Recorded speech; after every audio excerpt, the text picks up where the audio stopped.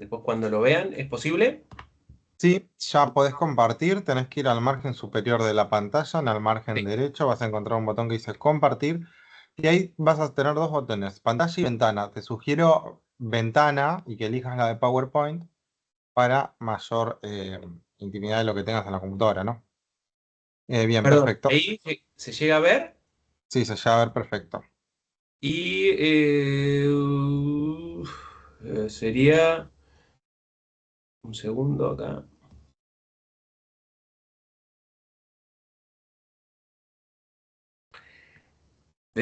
Bueno, simplemente para, digamos, yo lo que, digamos, no sé es si pongo compartir pantalla completa, sale, A ver, pone.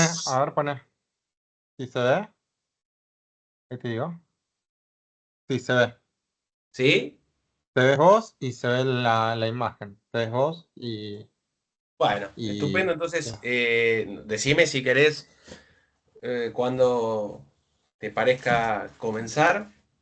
cuando vos quieras comenzás, yo voy a apagar el micrófono y la cámara. Yo no te voy a estar escuchando acá porque si no, no puedo hacer las otras cosas que tengo que hacer. Y una vez que cualquier inconveniente que vos tengas, me llamás. O sea, apagás el micrófono y me llamás al teléfono que me estuviste llamando, yo lo tengo acá al lado. ¿Sí? Entonces ahí yo te lo resuelvo. Pero vos habla, da la clase. Y cuando concluyas, Sí, simplemente lo único que tenés que hacer es apretar el botón salir. Cuando vos aprietes el botón salir, ahí se va a cortar la grabación. perdón, discúlpame la ignorancia. El botón salir, porque acá, Claro, digamos, claro, tendría deja de que... compartir un cachito. Sí, para un segundo.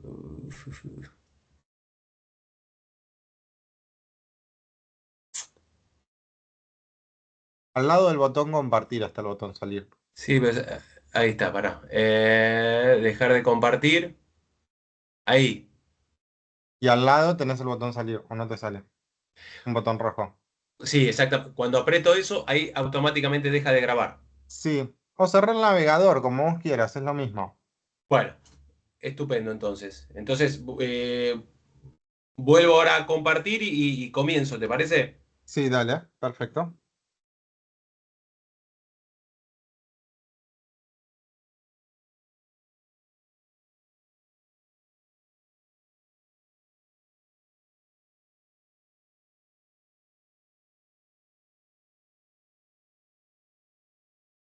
¿Empezamos entonces?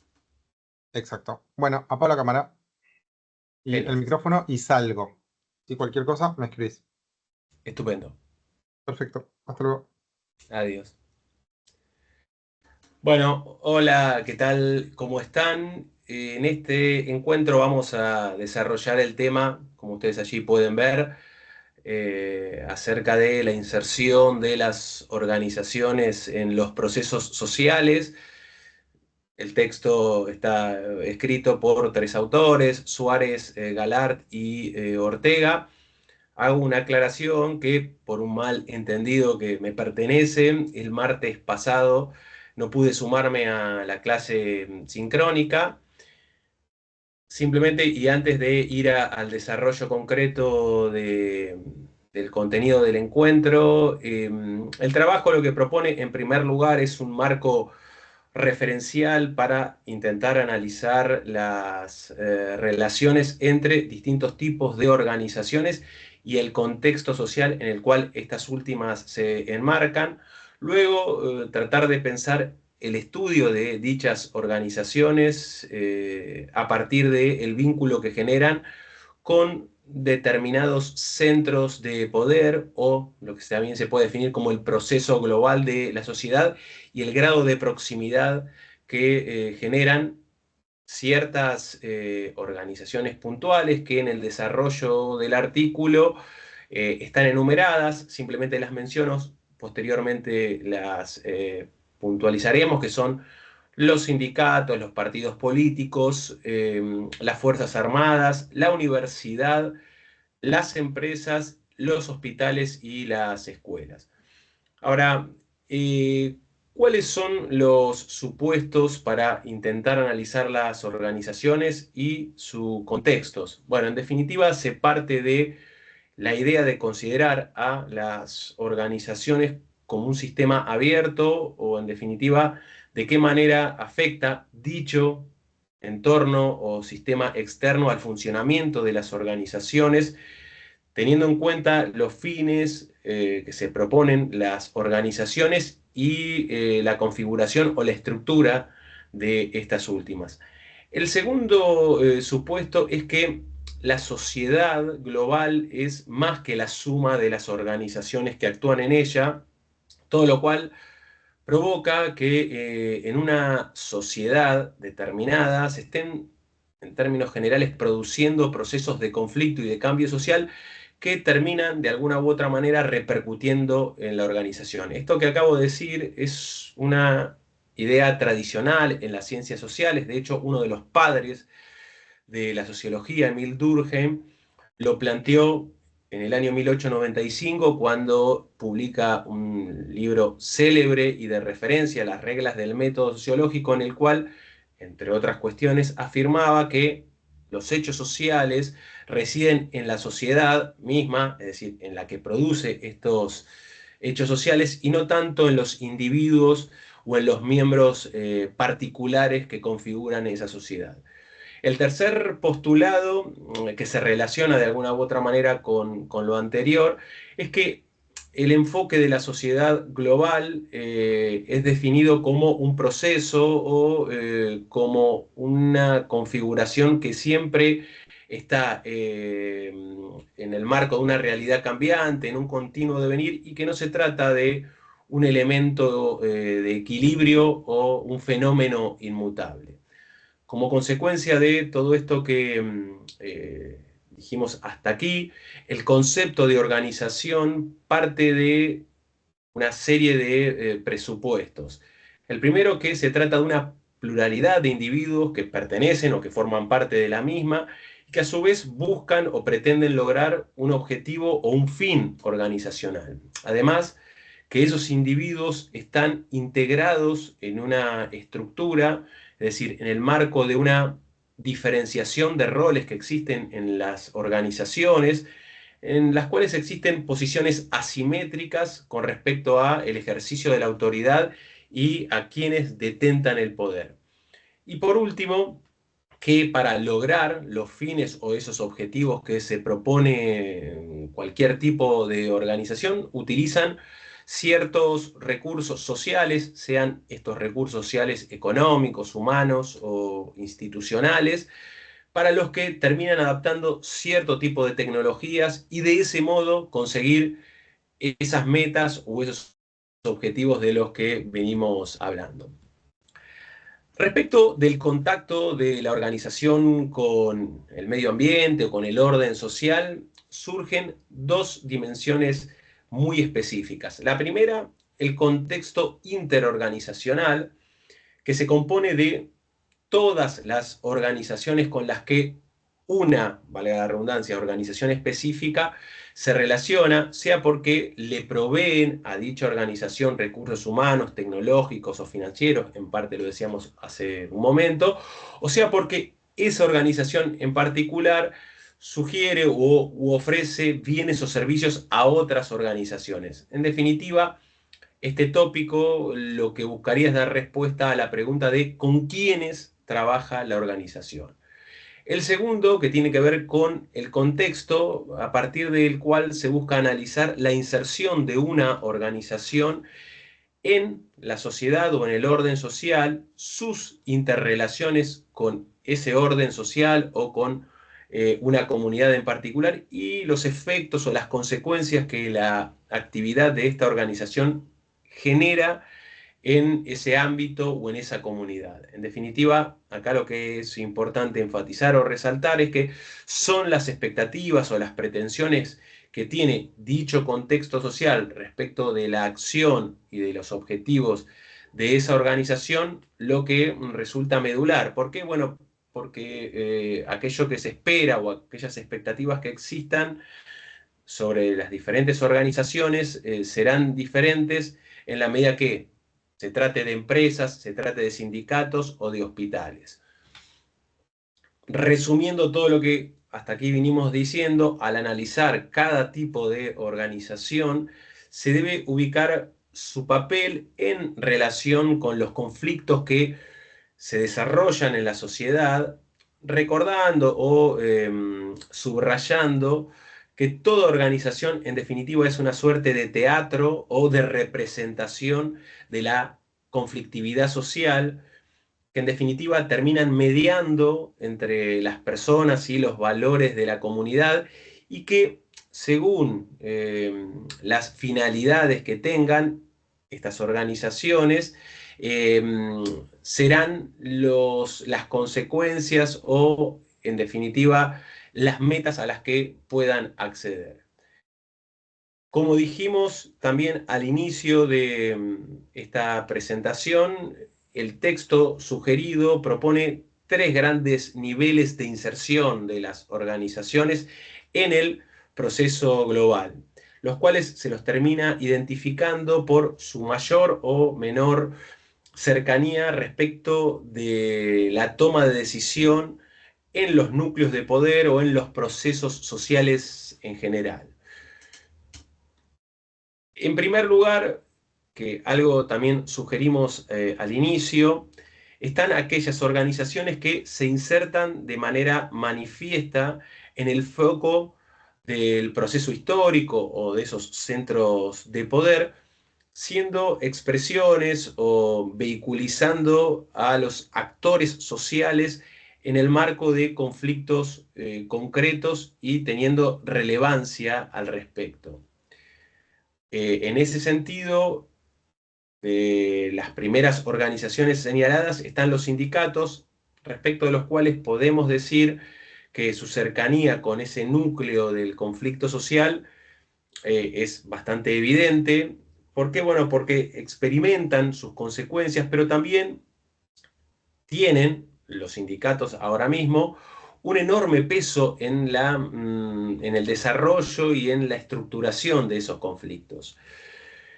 Su papel, nuevamente el de los sindicatos, implica una doble actitud. Por un lado, aceptan el sistema en el marco del cual se desenvuelven, dicho de otra manera, que aceptan las reglas del juego establecidas, pero por otro lado y en simultáneo tienden a cuestionarlas. Para decirlo de manera más sencilla, bueno, cumplen con el rol de, por ejemplo, la defensa salarial y del cuestionamiento a determinadas prácticas políticas. Y si bien pueden encontrarse antecedentes a este tipo de organizaciones sindicales, estas organizaciones, nuevamente lo repito, sindicales, tal como las conocemos actualmente, nacen dentro de un modo de producción como el capitalista. Y de hecho, su papel inicial o inaugural fue el de defender los intereses de los trabajadores y de las trabajadoras, es decir, bueno, las exigencias o las demandas por aumentos en los ingresos salariales, las condiciones dignas de trabajo, la participación en las utilidades de las rentas de las diferentes empresas. Una cuestión que quizá podría servir como para preguntarnos en un espacio que nos resulte más familiar es qué vínculos existen entre el campo judicial y los sindicatos. Esto lo planteo más como una hipótesis y no necesariamente ahora para contestarla. Sobre los tipos de sindicatos podemos señalar una línea cuyos extremos van desde los que se llaman o se han conceptualizado como sindicatos maximalistas, es decir, aquellos que proponen un cambio integral de la sociedad y que como consecuencia de ello se plantean estrategias revolucionarias inmediatas o mediatas, hasta otro tipo de sindicalismo minimalista, que están más bien interesados por reivindicaciones concretas o de obtención más inmediata, pero que, digamos, no se plantean cambios en sus estructuras o de raíz acerca de la realidad social.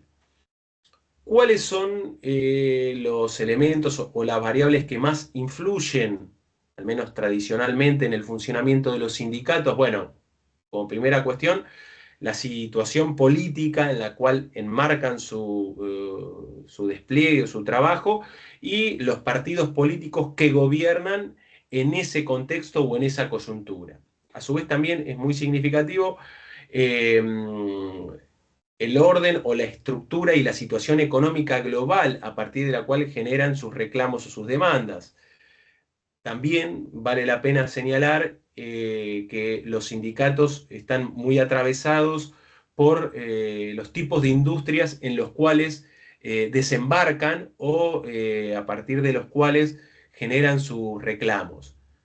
Luego también podemos señalar el grado de combatividad de los gremios y de la ideología del sindicalismo hacia el interior de esos gremios.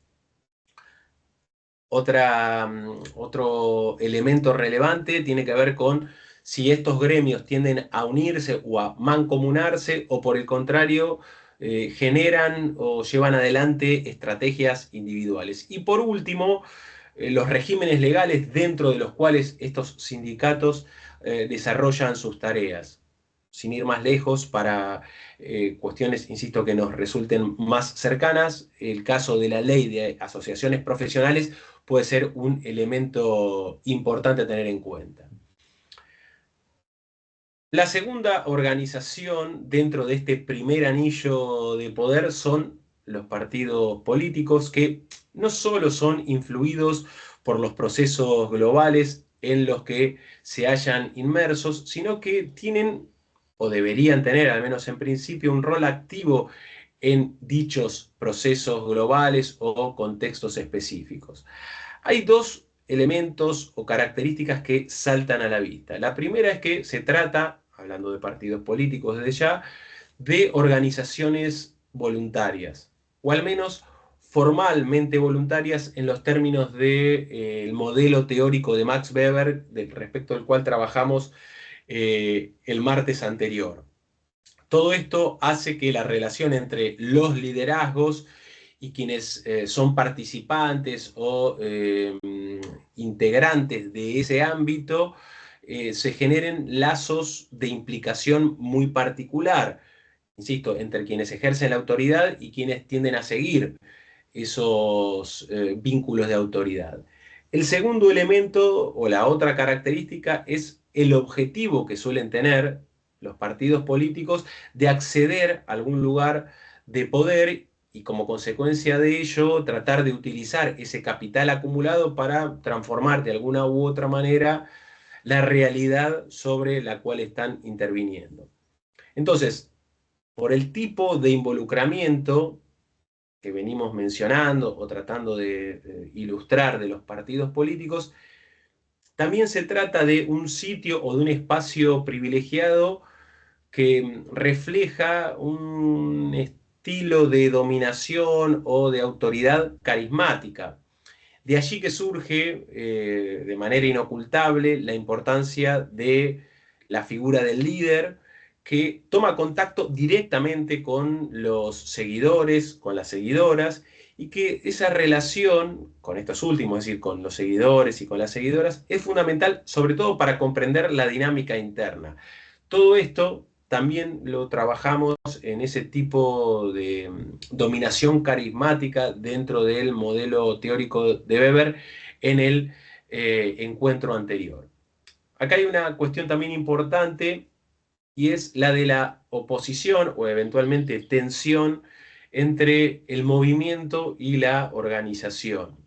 Hay algunos partidos políticos que por su rol y por su pretensión de acceso al poder toman justamente la característica de movimiento, de confluencia de grandes grupos de personas en defensa de su propia identidad y como consecuencia de ello oponiéndose a todos otros colectivos o sectores que los identifican o los individualizan como enemigos o adversarios. Este dinamismo del movimiento lleva en sí una suerte de burocratización y de estructuración baja, Pero, sin embargo, la continuidad en el tiempo del movimiento y además la necesidad de una acción eficaz para la conquista del poder, los termina empujando u obligando a devenir en o a constituirse en una organización. Organización que implica, entre otras cuestiones, una diferenciación interna entre quienes forman parte de la misma, dividir las funciones y a su vez una cierta continuidad y previsibilidad en la relación entre dirigentes y dirigidos y la existencia de pautas de acción que ya estén estipuladas, que estén dadas y que además garanticen cierta previsibilidad. Nuevamente, esto que acabo de decir, para tratar de relacionarlo con lo que trabajamos en el martes previo, se vincularía con eso que también Max Weber llamaba la rutinización del carisma. Hay en este sentido, y en particular en el texto que hemos compartido, diferentes tipos de, y valga la redundancia, de partidos políticos que vamos a circunscribir en tres. El primero de ellos es el Partido de Notables, que se caracteriza por dos elementos. El primero, que son instrumentos de una élite y que como consecuencia de ello no forman parte de ello, o al menos de la gestión de gobierno, ciertos grupos populares o al menos masivos. Y el segundo rasgo, la segunda característica es que sus dirigentes lo son o llegan a serlo más bien por su estatus socioeconómico, por su prestigio personal y no tanto por la capacidad que tienen para movilizar a la sociedad. Hay un segundo tipo, que es el de los partidos populares, que justamente y en contraposición a lo que veníamos diciendo, surgen obviamente en distintas coyunturas histórico-políticas que provocan o al menos tienden a facilitar la movilización mayoritaria o a gran escala de la ciudadanía y que como consecuencia de ello tienden a generar cierto tipo de rechazo por parte del statu quo o del orden dominante. Y el tercer tipo de partido es el de los programáticos, también definidos como principistas o doctrinarios, que suelen ser minoritarios y que expresan determinados puntos de vista muy específicos, es decir, de grupos sociales muy concretos, que por un lado no tienen gran capacidad para llegar al poder realmente de forma concreta, ni como consecuencia de ello generar gran adhesión por parte de la población. El último o la última, mejor dicho, de las organizaciones dentro del primer anillo o círculo de organizaciones cercanas a las decisiones de poder, serían las Fuerzas Armadas, las cuales en un momento determinado fueron patrimonio de determinados grupos o de milicias que fueron solventadas y apadrinadas por sectores sociales concretos que luego o posteriormente se convierten en un órgano del Estado, es decir, en una organización diferenciada con una función de protección asociada a la seguridad nacional y con el uso o con la posibilidad atribuida del monopolio de la violencia institucionalizada. Cuando se trata de pensar a estas Fuerzas Armadas, se lo hace a partir de el marco de la literatura y en particular del texto sobre el que estamos trabajando, de cuatro grandes revoluciones. La primera de ellas es la que se conoce como la organizacional, que consiste en la aplicación de normas, de criterios, de pautas burocráticas hacia el interior de de las Fuerzas Armadas, o dicho de otro modo, de la estandarización de la conducta de quienes son miembros de las mismas, de la diferenciación de roles de quienes ocupan cargos y de parámetros claros de ascensos y de jerarquías. Hay un segundo tipo de revolución que es la que se define como profesional, que está vinculada a la capacitación de quienes la integran, oficiales o especialistas de carrera al mando de conscriptos.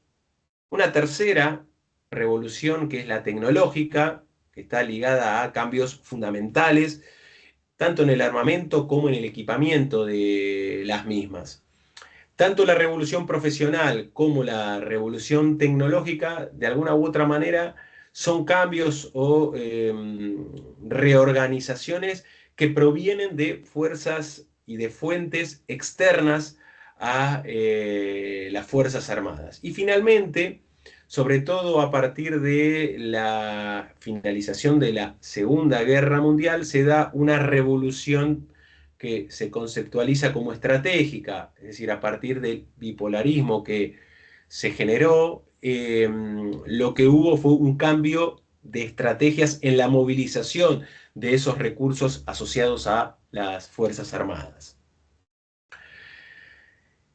Están, a su vez, en parte lo habíamos anticipado, las organizaciones ubicadas en el segundo nivel de proximidad, es decir, se trata de organizaciones que son o que pueden considerarse como teatro del conflicto social y que tienen un lugar privilegiado, pero que dependen de otros factores. En definitiva, se supone que el poder de retroalimentación de estas organizaciones que vamos a mencionar a continuación, sobre todo teniendo en cuenta el orden social o el proceso global, es más débil y mediato que el de las Fuerzas Armadas, los sindicatos y los partidos políticos.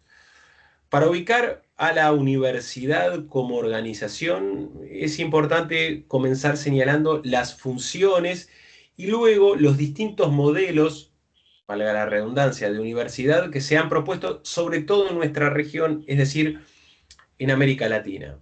Acerca de las funciones, hay una primera que sería docente, que está asociada a la preparación de los recursos humanos, tanto en la cantidad como en la calificación necesaria, sobre todo para que contribuyan a una mejor vida y a un progreso más sostenido de la sociedad dentro de la cual se están desarrollando.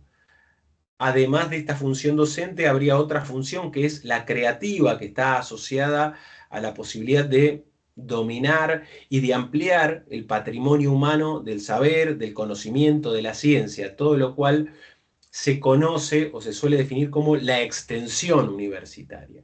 Y por último, la función política que se liga al vínculo con la sociedad, pero con el objetivo de difundir y de expandir valores y, ligado a eso, combatir la enajenación cultural.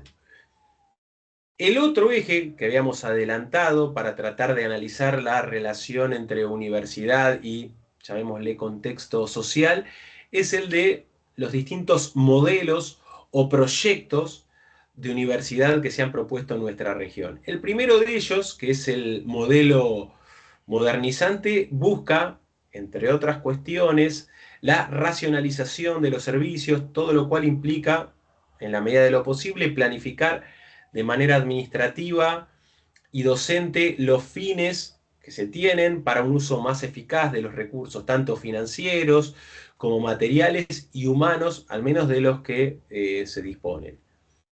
Hay un segundo proyecto que sería el democratizante, que tiene tres grandes dimensiones. El primero de ellos es el proyecto democratizante por dentro, que está ligado a la participación en el poder de los distintos miembros de la comunidad universitaria, es decir, que tengan cada vez más injerencia profesores, profesoras, estudiantes, claustros, y un supuesto de esto muy concreto sería que se consoliden los concursos para los cargos docentes de manera periódica y con elementos que sean confiables.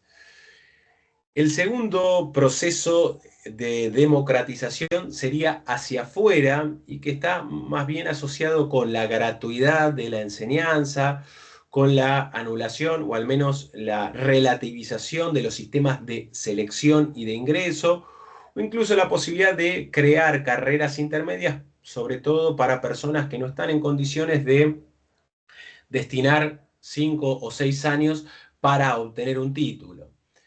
Y por último estaría el proceso de democratización desde afuera, que si se quiere no atañe de manera directa a la universidad, sino más bien al contexto social en el cual dicha universidad desarrolla sus tareas y que podríamos circunscribirlo a la posibilidad de permitir un mayor número de personas que puedan acceder efectivamente a la educación terciaria. Y por último está el modelo revolucionario que privilegia, o lo digo en potencial,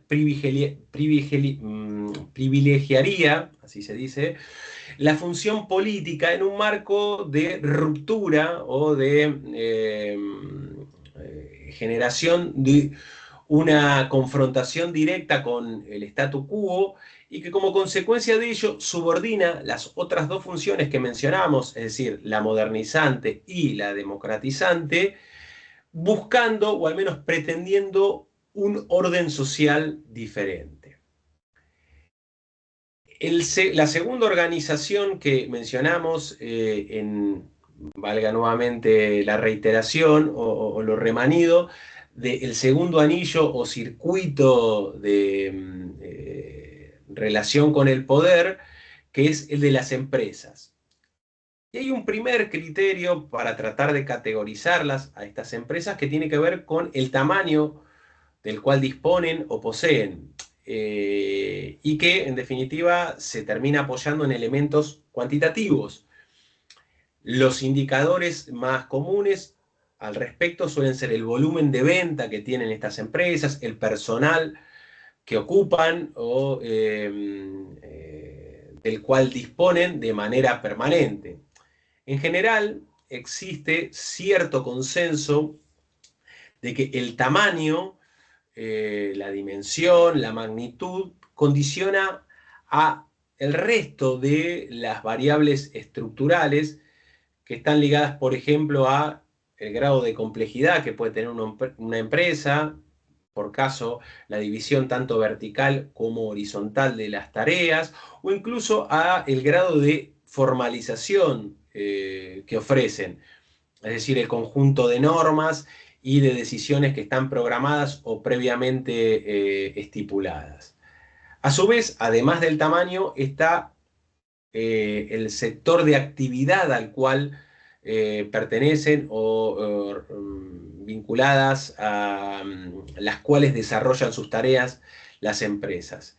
Este segundo criterio varía si dicha empresa está ligada al sector primario, es decir, extractivista o agropecuario o minero, o quizá si se dedica al ámbito secundario de la actividad, es decir, manufacturero industrial o de transformación de la materia prima, o incluso a un espectro que sería el terciario, ligado más bien a los servicios. Hay, como insisto, habíamos mencionado al comienzo del encuentro, una serie de organizaciones que se ubican en ese tercer nivel de cercanía o de proximidad acerca de las decisiones o de las tomas de poder. Acá están las organizaciones que, si bien desempeñan desde ya un papel específico en la sociedad, tienen menos posibilidades de influencia sobre el proceso global de un orden social determinado, sobre todo si las relacionamos con las organizaciones que mencionamos previamente.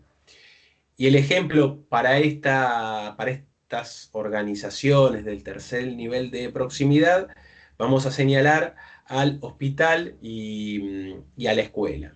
Acá el objetivo principal es el de la transformación de los seres humanos, esto dicho de una manera un poco amplia, tanto en el caso de la socialización y de la instrucción como en el de la terapia o del abordaje de los problemas de salud. Entonces, decimos que ambas organizaciones dependen, en definitiva, de la cultura común que estructura la sociedad, en el marco de la cual tanto un hospital o una escuela pueden desplegarse, y esto es por dos razones fundamentales. Porque la cultura, y esto más allá de una definición muy rudimentaria que podemos hacer de la misma, termina definiendo en la noción de enfermedad. ¿Esto qué quiere decir? Bueno, que en distintas épocas y a partir de diferentes civilizaciones, los límites entre lo que es considerado saludable o patológico han ido variando, y como consecuencia de ello, cuáles son los límites morales que se pueden desarrollar en el ejercicio del discurso médico. Sobre la escuela también podemos decir que en efecto termina transmitiendo determinados valores culturales que en principio en una sociedad determinada son considerados admisibles o legítimos. A su vez hay otra vía de entrada, tanto en la organización hospitalaria como escolar, y que se vincula con la tecnología. En el caso particular de los hospitales, la cuestión o los dispositivos tecnológicos no solo condicionan el proceso terapéutico, sino que también influyen en la estructura de la organización hospitalaria y en las necesidades de la formación de quienes integran dicha organización, sean médicos, médicas, enfermeros, enfermeras, etc. Y en el caso de las escuelas, no hay que ser un erudito o una erudita en la materia para advertir cómo son sumamente relevantes. No solo porque modifica o está en condiciones de reconfigurar el sistema educativo, sino porque influye en el mismo proceso educativo, a través, por ejemplo, del uso de medios audiovisuales o incluso para traer un supuesto ilustrativo que ahora nos resulta muy concreto y tangible a nosotros, y aunque no se trate de una escuela, si no existiesen determinadas plataformas o dispositivos tecnológicos, un curso como este sería básicamente imposible. También hay otra variable por la cual el contexto global se introduce en estas organizaciones que venimos mencionando, por si acaso las repito, el ámbito ligado a la medicina y aquel asociado a la educación.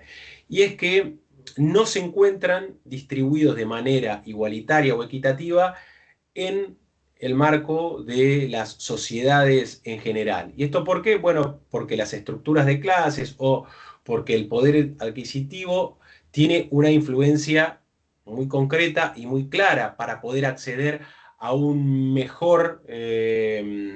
mejor opción, tanto de consultas a nivel clínico como de aquel asociado a la educación. Entonces, hasta aquí lo que hemos tratado de señalar y un poco haciendo un balance general de, del texto propuesto, se puede decir que lo que se señala o lo que se presenta es un análisis sobre algunas organizaciones, sobre todo en su relación con el orden social o con el contexto en el cual intervienen. A su vez nos ayuda a tratar de pensar la complejidad de las mismas, es decir, de las organizaciones, y a su vez la necesidad de elaborar o de generar marcos teóricos cada vez más plurales para el abordaje de esos vínculos. Sin embargo, no menciona a la organización judicial en ningún momento el texto que hemos propuesto. Razón por la cual vamos a intentar ahora, y para ir finalizando, sugerir o proponer algunas preguntas que nos ayuden a pensar el funcionamiento de la Administración de Justicia en relación con otras organizaciones y actores sociales. Hago esta aclaración, que vamos a concentrarnos en la justicia penal. En primer lugar, porque tratar de abarcar a todo el ámbito judicial sería francamente imposible, y además porque, y perdón la autorreferencia, mi objeto de estudio o de investigación está ligado precisamente a la justicia penal y como consecuencia de ello puedo ofrecer algún tipo de aporte específico para compartir. Desde luego que el ejercicio intelectual acerca de otros sectores de la justicia pueden desarrollarse o pueden al menos proponerse. Pero, digamos, me parece que era importante hacer esta aclaración. Hay, como ustedes pueden ver allí, 5 puntos de partida para tratar de analizar el despliegue y el funcionamiento de la organización judicial. El primero, ustedes pueden observar, es el de tratar de identificar a los tribunales en un lugar analítico diferente, considerando que precisamente en la especificidad de su trabajo se pueden encontrar respuestas mejor fundadas acerca de su funcionamiento. Luego que, en el caso de la justicia penal, para este desarrollo, es imprescindible verla o investigarla como uno de los factores, y no el menos importante, que contribuye a traducir determinadas demandas sociales en efectos judiciales específicos. De hecho, la sociología de la justicia, repito, en nuestro caso, sociología de la justicia penal, debería aportar herramientas para una comprensión más cabal, más concreta, más tangible del papel que posee dicha administración de justicia en el proceso de traducción de demandas sociales a efectos judiciales específicos. Entonces, en concreto, ¿qué es lo que tiene de particular o de específico el trabajo de la administración de justicia y de qué manera, si esto fuera así, influyen otros actores u otras organizaciones en la conformación de esa especificidad? En síntesis, de lo que se trata es tratar de reflexionar y de pensar a la justicia, en este caso a la justicia penal, trabajando en movimiento a gran escala, pero también puntualizando con el mayor detalle posible cómo en lo cotidiano se recrea, se consolida y se mantiene esta institución. Entonces, la primera de las preguntas sería, ¿con qué trabaja la justicia? Y acá una cuestión significativa a mencionar es que a la hora de analizar una organización, cualquiera fuera ella, es saber justamente cuáles son los elementos, los objetos, los dispositivos con los cuales sus integrantes entran en contacto cotidianamente, haciendo de su trabajo algo característico y distintivo o diferente del trabajo que se desarrolla en otras organizaciones o instituciones. Y en particular, en el caso de la justicia penal, utiliza objetos o dispositivos a partir de los cuales uno podría decir que circulan argumentos, críticas y justificaciones judiciales que precisamente se transforman en judiciales como resultado de esa circulación.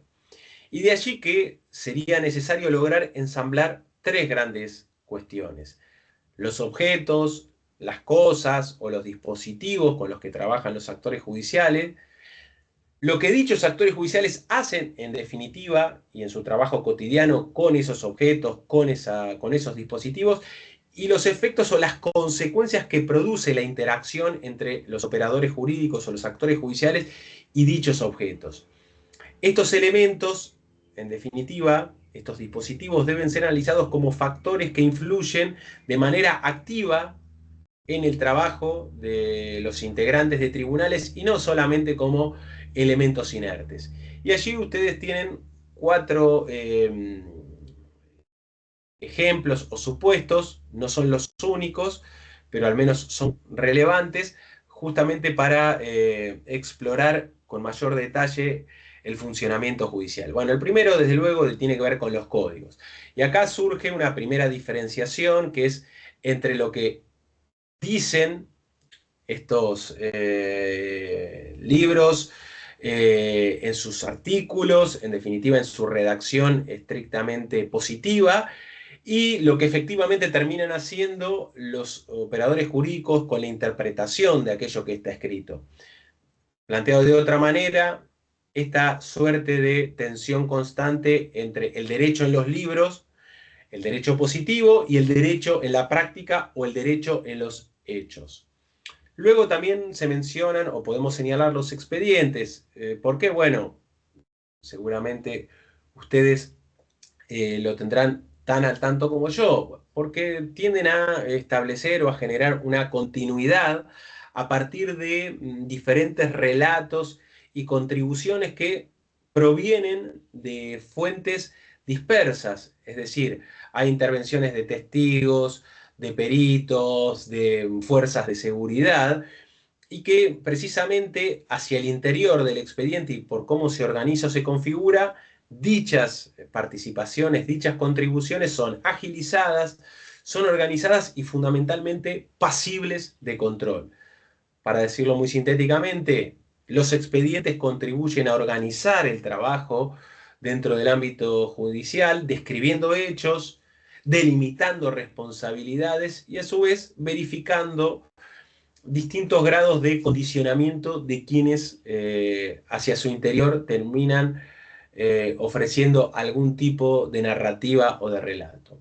Luego podemos mencionar a las audiencias, que a diferencia de los expedientes, allí lo que sucede, o al menos suele ocurrir, son intercambios orales que se dan en simultáneo y en el mismo ámbito desde ya, donde también es imprescindible identificar cuáles son los principios válidos a los que recurren los actores judiciales a la hora de tratar de justificar sus posiciones cuando se están desarrollando ni más ni menos que disputas jurídicas. Y por último, allí se señala las cámaras de seguridad, las cuales se han transformado en un elemento o en un dispositivo central. Vale hacer esta aclaración, la literatura especializada sobre las cámaras de seguridad en general han analizado cómo ha ido variando su utilización y su instalación, que inicialmente se dio en ámbitos privados, luego pasó a la incorporación de las mismas en vehículos de transporte y de edificios públicos, luego a zonas abiertas como un elemento que pretende disuadir a potenciales generadores o delincuentes, hasta llegar a esparcirse, que en la actualidad no es muy difícil de advertirlo, a una suerte de monitoreo urbano. ¿Pero por qué la mencionamos aquí? Bueno, porque en definitiva, de manera gradual, cada vez se le otorga a estas cámaras de seguridad mayor importancia o protagonismo a la hora de resolver ilícitos en los cuales operadores jurídicos forman parte del desarrollo de las causas penales.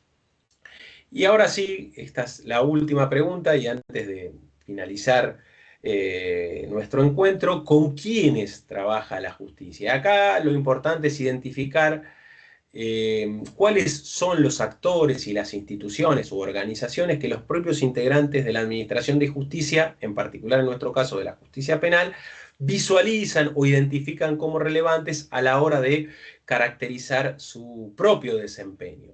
En definitiva, acá lo que se busca es reconstruir o recuperar las percepciones de los mismos actores judiciales siguiendo y analizando sus testimonios. Y aparecen, ustedes allí lo pueden leer, la institución policial, y acá lo que se observa es una afirmación o una suerte de análisis y evaluación que está muy ligada a la división judicial del trabajo. Para decirlo muy sintéticamente, cuando uno entrevista a defensores o defensoras, tienden a ser muy críticos por el desempeño irregular de las fuerzas de seguridad. Por el contrario, si se habla con personas que trabajan en fiscalías, más bien asumen, y acá estoy haciendo una generalización que es muy arbitraria, pero al menos para simplificar, vuelvo, para quienes forman parte de las fiscalías, hay una, si se quiere, una postura más condescendiente de por qué hacen lo que hacen quienes integran la policía, digamos, valorando el riesgo que asumen al trabajar en la institución en la que trabajan, los magros sueldos que reciben, etc. Y por último está el ámbito de la jurisdicción, que si se quiere tiene una posición equidistante al respecto. ¿Esto qué significa? Que si bien admiten que hay ciertas tropelías que cometen quienes trabajan en las fuerzas de seguridad, por otro lado, tienden a sugerir que el problema de estos atropellos o irregularidades de la policía no tienen que ver con la propia institución, sino con el desmanejo político o con, valga la expresión común, de no poner en caja, digamos, por parte del sector político a las autoridades policiales para que funcionen de manera adecuada. También aparece el campo de la política, que si uno escucha a los actores judiciales, lo que puede decir que se trata de una relación o de un entramado siempre confuso, que hay condicionamientos entrecruzados entre lo judicial y lo político. ¿Por qué? Bueno, porque esto no es ninguna novedad. Para los nombramientos, sobre todo vinculados a ciertos cargos, es imprescindible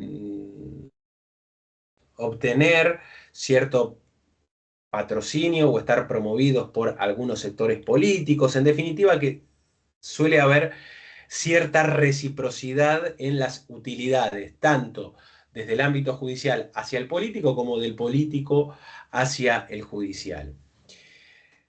También a la hora de hablar con los operadores jurídicos, surgen los medios de comunicación como un elemento imprescindible, y vale hacer esta aclaración: si bien se trata de un fenómeno muy difícil de medir y de demostrar, quienes forman parte en particular de la justicia penal tienden a coincidir que los medios de comunicación, sobre todo en las últimas décadas, se han vuelto una variable crucial o estructurante para tratar de comprender las decisiones judiciales.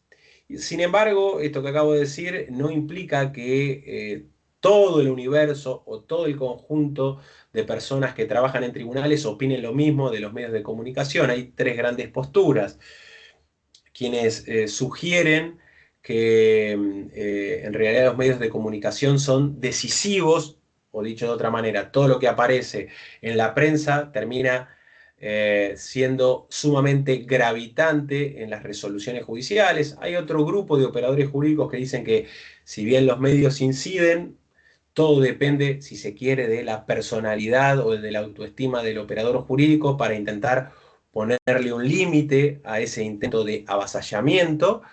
Y luego hay un tercer sector de operadores jurídicos que afirma que en realidad no es que tanto los medios de comunicación influyen, sino que son utilizados como una astucia o como una especie de justificación para los propios integrantes del Poder Judicial, que a la hora de tener que comprometerse con sus tareas, en lugar de hacerlo, en lugar de tomar decisiones que pueden ser arriesgadas o traer consecuencias complejas, argumentan o se apoyan en la influencia de los medios para asumir una actitud más o menos conservadora.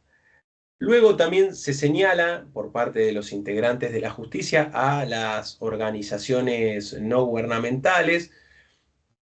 En principio, podríamos decir que los operadores jurídicos tienden a sugerir o a señalar una valoración positiva de dichas organizaciones no gubernamentales, pero acá lo que es imprescindible aclarar es que estas últimas, es decir, las organizaciones no gubernamentales, tienden o ofrecen, mejor dicho, no solo diferentes objetivos y presupuestos, sino exigencias disímiles acerca de lo que debe hacer la Administración de Justicia, y acá nuevamente, en particular, el ámbito penal. Es decir, están aquellas que reclaman un accionar más enérgico, severo y, si se quiere, punitivo de los tribunales, como en la actualidad podría ser Usina de Justicia, y por el contrario hay otras organizaciones no gubernamentales como el CELS o incluso el INESIP, que lo que busca es sencillamente evidenciar las arbitrariedades o discrecionalidades de las cuales echa mano la Administración de Justicia, los operadores jurídicos, a la hora de trabajar como trabajan. Y por último, y antes ya de ir finalizando, también aparece el servicio penitenciario como relevante en tanto organización. Y acá lo que se advierte, y que probablemente sea interesante para debatir, no tanto para señalar si es correcto o incorrecto, es que por parte de los integrantes de la Administración de Justicia Penal hay cierto escepticismo acerca del encarcelamiento, o en todo caso de los supuestos efectos positivos acerca del mismo, de que estamos hablando, bueno, ni más ni menos que de todos esos discursos asociados a lo correctivo o lo reeducativo o la resocialización. Pero conjuntamente, esa desconfianza que ofrecen los propios actores judiciales respecto del ámbito penitenciario, al cual de alguna u otra manera terminan llevando ellos mismos o ellas mismas, resolviendo lo que resuelven, le agrega a esta cuestión que no se autoperciben como protagonistas de la demografía penitenciaria que terminan creando, sino que lo definen como resultado de decisiones político-criminales incorrectas, populistas o demagógicas. ¿Esto qué significa? Insisto, está planteado no tanto para ni satanizar ni demonizar el trabajo de los actores judiciales, sino simplemente para reconstruir cuál es la mirada que tienen al respecto. Y vuelvo a enfatizar y sintetizar que no creen en los efectos, llamémosle, positivos del encarcelamiento, sin embargo, tienden a enviar a las personas a prisión, pero a su vez, esta operación de llevar a gente al ámbito concretamente carcelario, no lo viven, o al menos no se lo representan como resultado de sus propias decisiones, sino más bien como de consecuencias inevitables de las decisiones de la arena política respecto de este tipo de problemáticas. Bueno, hasta aquí entonces el encuentro. Quedo atento por cualquier otra inquietud o pregunta que surja al respecto.